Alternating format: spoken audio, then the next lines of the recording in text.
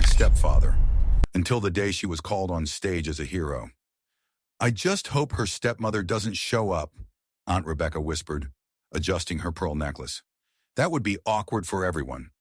The word stepmother left her mouth like it was something unpleasant, dripping with all the quiet malice a 50-year-old gossip could muster.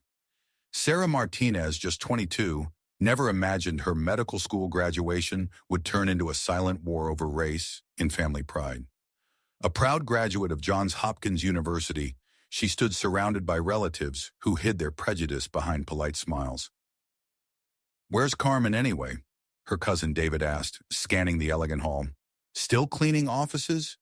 Or did she get promoted to cleaning hospital rooms?" Their laughter bounced around like echoes in an empty room. The Martinez family owned a chain of upscale restaurants in Miami. Old money, old names, and old habits. "You know Carmen works at the hospital," Sarah replied calmly. "Oh, right," Rebecca snickered.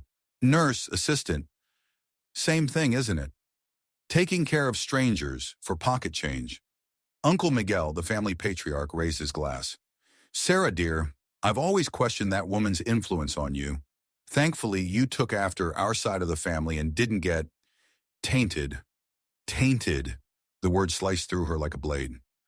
Sarah instantly remembered those nights Carmen stayed up until 4 a.m., helping her study for anatomy exams, while her father's family sent nothing more than empty good luck messages. Carmen had been there, making flashcards by hand, turning the kitchen into a classroom. "Carmen's coming," Sarah said, her voice steady now, "and she deserves to be here more than anyone." David smirked. "Relax, cousin.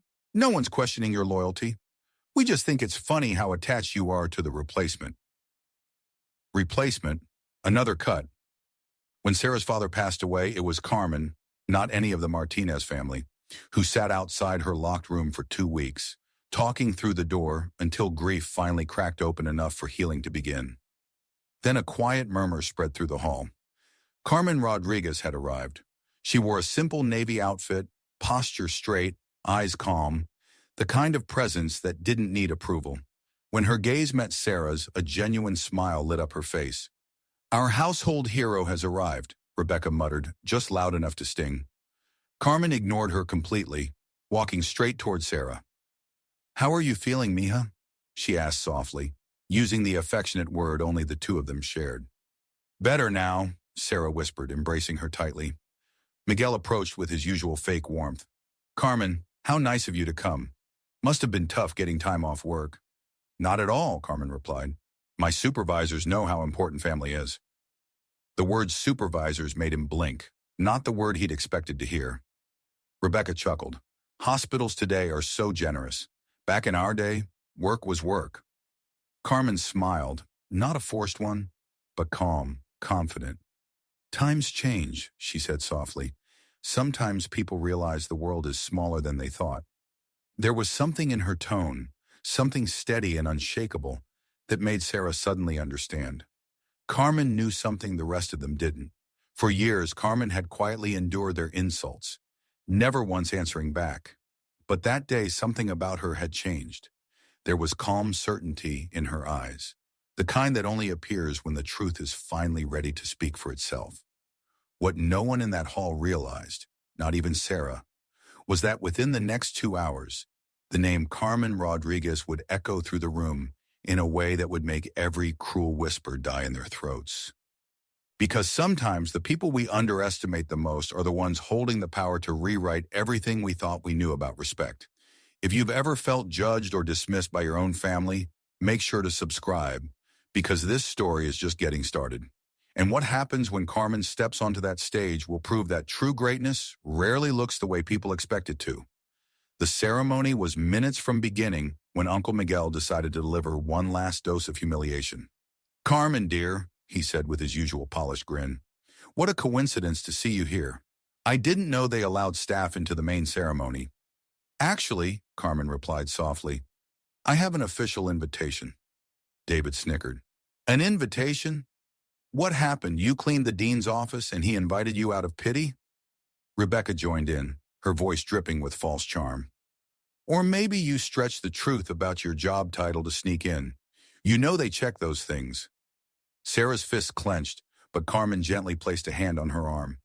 Let it go, honey. Some lessons are learned the hard way. Then Carmen's phone buzzed. Her expression shifted. Dr. Patterson? Yes, I'm here. Of course, see you in a few minutes. Miguel raised an eyebrow. Dr. Patterson? You're on a first-name basis with doctors now? I know a few, she answered with a mysterious smile that made Sarah even more curious. What the Martinez family didn't know, because they never cared to ask, was that for the past 3 years, Carmen had been studying for her master's degree in hospital administration. After every 12-hour shift, she'd stayed up late, writing research papers, earning promotions one by one, until she reached a level that would silence every cruel remark they'd ever made.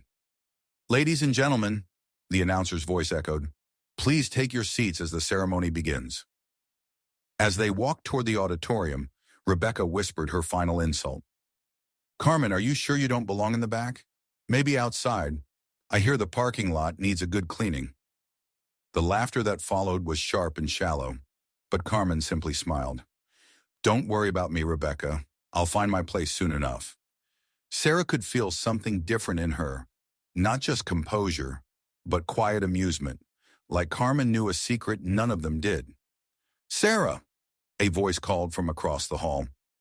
Dr. James Patterson, the dean of Johns Hopkins and one of the most respected figures in modern medicine, was walking toward them with a warm smile. Miguel instantly straightened his tie, eager to impress. Dr. Patterson, Miguel Martinez, Sarah's family, what an honor to meet you. But the dean barely looked at him. Instead, his eyes lit up when he saw Carmen. Carmen, wonderful to see you. How are you feeling about Monday? The entire family froze. Excited, Carmen replied, and for the first time that day, her smile wasn't ironic. It was pure joy. Dr. Patterson chuckled. You've earned it. Your efficiency reports have completely changed how we manage 3 departments. Rebecca blinked in confusion. David looked lost for words. Miguel's confident grin disappeared. Reports? Sarah finally whispered, realizing she had no idea what Carmen had been doing all this time. Oh, you didn't know, said Dr. Patterson. Carmen is our new director of hospital operations. She starts Monday. She'll be managing an annual budget of $50 million. The silence that followed was deafening. You could hear the hum of the ceiling lights.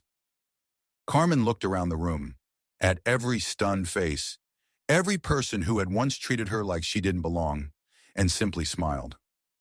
3 years of mockery, 3 years of whispers about knowing her place, and now the truth had finally taken the stage. Director?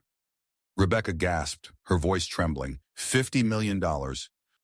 David's eyes darted as he silently tried to calculate how many family restaurants that could buy. Miguel, ever the master of fake composure, was the first to recover. Well, that's impressive, Carmen. We always knew you had potential, he said, forcing a smile. Carmen's expression changed. Not polite, not defensive, but sharp, calm, and dangerous. You always knew? She repeated softly. That's interesting, because I have a few recordings on my phone that say otherwise. The words hung in the air like a thundercloud ready to burst. Sarah's pulse quickened. She wasn't sure if she was more proud or terrified of what might come next. Dr. Patterson, completely unaware of the silent war around him, continued cheerfully. Well, I'll let you get settled. Carmen, I'll see you at the board meeting next week. And congratulations again. The promotion was unanimous. When he walked away, the entire Martinez family stood frozen. The woman they had mocked for years was now one of the highest-ranking figures in the city's hospital network, but Carmen wasn't finished. She glanced at her watch and leaned toward Sarah. The ceremony's starting, she whispered, and today's going to be a very special day for both of us. There was something in her tone, a quiet promise that made Sarah realize this story wasn't done unfolding. Because when someone has been underestimated for years and finally gets the chance to reveal who they truly are, they rarely stop at one surprise. The lights dimmed. The host's voice echoed across the auditorium. Before we conclude, we have a special recognition. Please welcome to the stage, Dr. Carmen Rodriguez. Silence. Sarah's breath caught. Miguel choked on his water, splattering his expensive tie. Rebecca let out a stunned gasp. David just stared, his mouth slightly open. Dr. Carmen Rodriguez, the presenter continued, a woman whose innovations in emergency medicine have saved over 200 lives in the past 2 years. Carmen stood, smoothed her blazer, and walked toward the stage with calm grace. The same grace she had shown through years of humiliation. But this time, it was paired with something new, authority. At the microphone, her clear voice filled the room.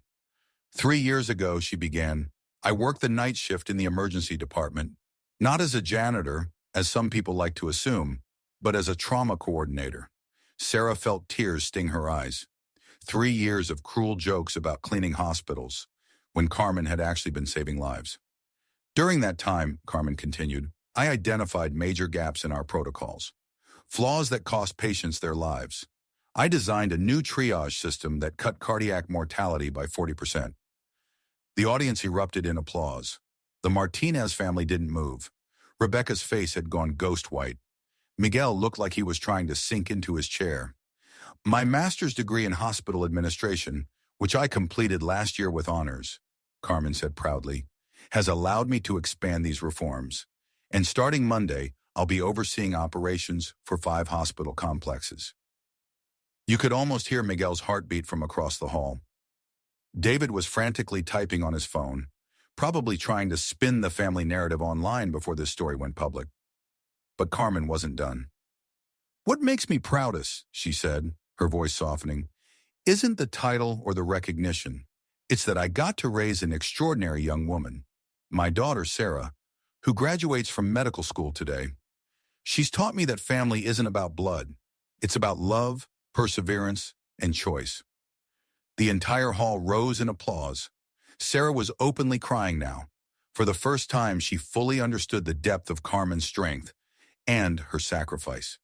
Then Carmen reached into her pocket and pulled out her phone. With your permission, she said, smiling, I'd like to share something about how bias still hides in plain sight, even in families. The applause faded. The hall went silent. For the past 3 years, Carmen continued, while I was working to save lives and improve hospitals, some people close to me still saw me as nothing more than a servant. Fortunately, she smiled faintly. I have proof. She tapped her phone screen. A familiar voice echoed through the auditorium speakers. Nurse's aide, nurse. It's all the same. Taking care of others for pennies. Rebecca's own words. She froze, face drained of color, and then came Miguel's voice. We all offered to take care of you. Rebecca's voice echoed from the speakers, dripping with false concern. But no, he had to leave you with, how can I put it, the employee. Miguel was visibly sweating, glancing toward the exits like a man looking for escape routes.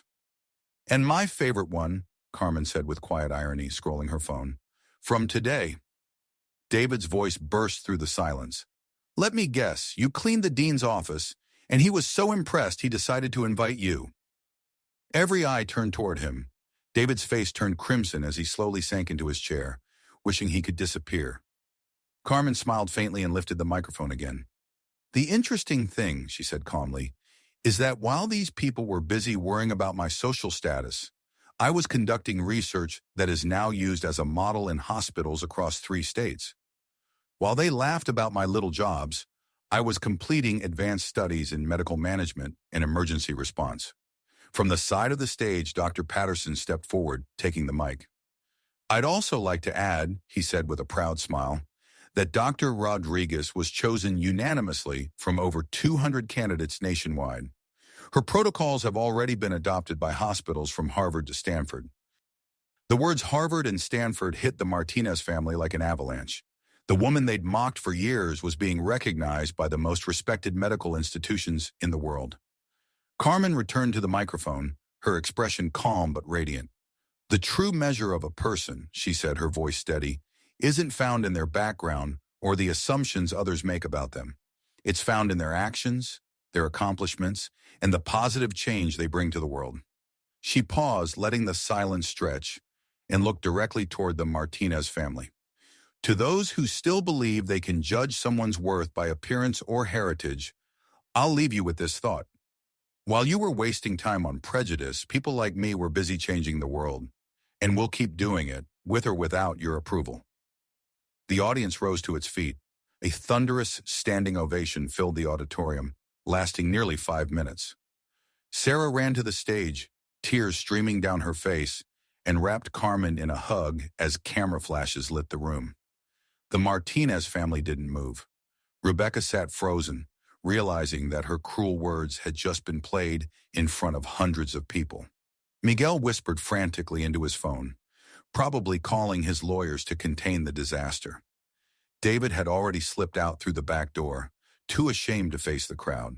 There, under the bright lights, the family that had mocked Carmen for years finally understood the full weight of their mistake. They hadn't just underestimated a woman, they'd underestimated a pioneer who now had the power to shape their reputations forever. Carmen's triumph hadn't been fueled by revenge, but by precision, the quiet patience of someone who knows exactly when the truth should speak for itself. And in that moment, she proved that the strongest answer to prejudice isn't anger. It's success so undeniable that no one can ignore it. 6 months later, Carmen sat in her panoramic office on the 15th floor of the city's medical complex, reviewing reports that would save hundreds of lives. 3 offers from top universities, Harvard, Stanford, and Johns Hopkins, rested neatly on her desk, inviting her to lecture on innovation in hospital leadership. Ironically, they were the same institutions where the Martinez family would never set foot professionally again. Sarah, now specializing in cardiovascular surgery, often joined her for dinner after classes. Together, they brainstormed ways to expand Carmen's life-saving protocols to hospitals around the world. "Have you seen the news about the Martinez family?" Sarah asked one evening, showing her phone. Carmen smiled knowingly. The graduation day recordings had gone viral, reaching over 2 million views. The headline read, "Family publicly humbled after discovering the cleaning lady was a medical director." Miguel had lost major business contracts after clients heard the recordings. Rebecca was forced to leave her elite social club when no one wanted to share a table with her. David deleted all his social media and vanished from public view. "You know what I find the most ironic?" Carmen said, setting her phone aside. "They spent years calling me employee, as if it were an insult. They never understood that being a dedicated employee is exactly what put me at the top." She leaned back with a peaceful smile. The irony, she added softly, was delicious. While they wasted years clinging to prejudice, Carmen was quietly building a career that gave her real influence, shaping systems that touched the lives of millions. Her hospital protocols were now used across 3 states, and the contracts she managed were worth more than every Martinez restaurant combined. Then her phone rang. "Rebecca." "Carmen, can we talk?" Her voice was trembling, cracked by regret. "Of course, Rebecca," Carmen answered calmly. "How can I help you?"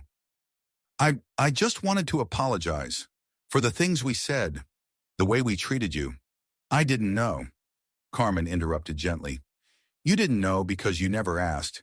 In 8 years, not one of you ever tried to find out who I really was." Silence. Only quiet sobs on the other end of the line. "Miguel is talking about selling the restaurants," Rebecca continued between tears. "The reputation, the customers. Everything collapsed after that video. I'm sorry. I'm sorry to hear that," Carmen said sincerely. "But maybe this is your chance to learn that a person's worth has nothing to do with their background or where they come from." "Could you maybe speak publicly?" Rebecca pleaded. "Tell people we're not bad, that we just made mistakes?"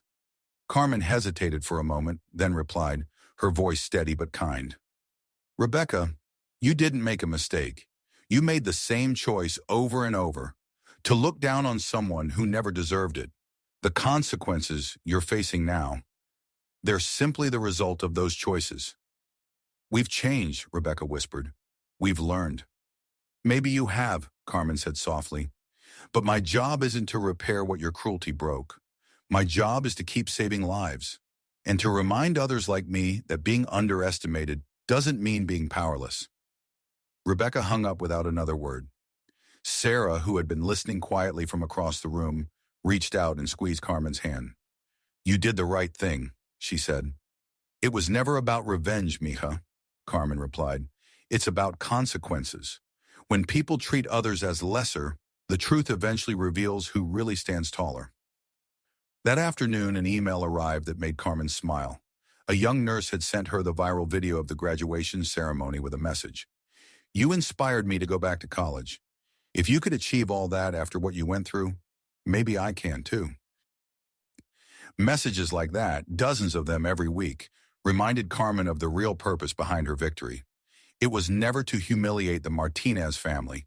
It was to show millions of people that prejudice is a cage that traps only those who build it. 1 year later, Carmen appeared on the cover of Medical Leadership magazine, named one of the 50 women transforming modern healthcare. Sarah sat proudly in the front row as Carmen took the stage at a packed medical conference. 3,000 professionals rose to their feet as Carmen began her keynote on how diversity saves lives. For 8 years, she said, a family called me just an employee, as if that were an insult. Today I'm still an employee of a system that saves lives. The difference is that now the world knows. Some employees change the world. The audience erupted into applause, a 5-minute standing ovation that shook the hall. There, under the lights, Carmen proved what she had always known. The best answer to prejudice isn't anger or vengeance. It's excellence so undeniable that no one can ignore it. The Martinez family had tried to destroy her dignity, but only destroyed their own legacy. Carmen had learned that real revenge isn't striking back. It's rising higher, turning humiliation into motivation, pain into power, and doubt into destiny. What about you? Have you ever been underestimated because of where you come from or who you are? Carmen's story reminds us that our reaction to injustice defines who we truly become. Subscribe for more stories that prove real greatness never lowers itself to the smallness of others. It rises far above it.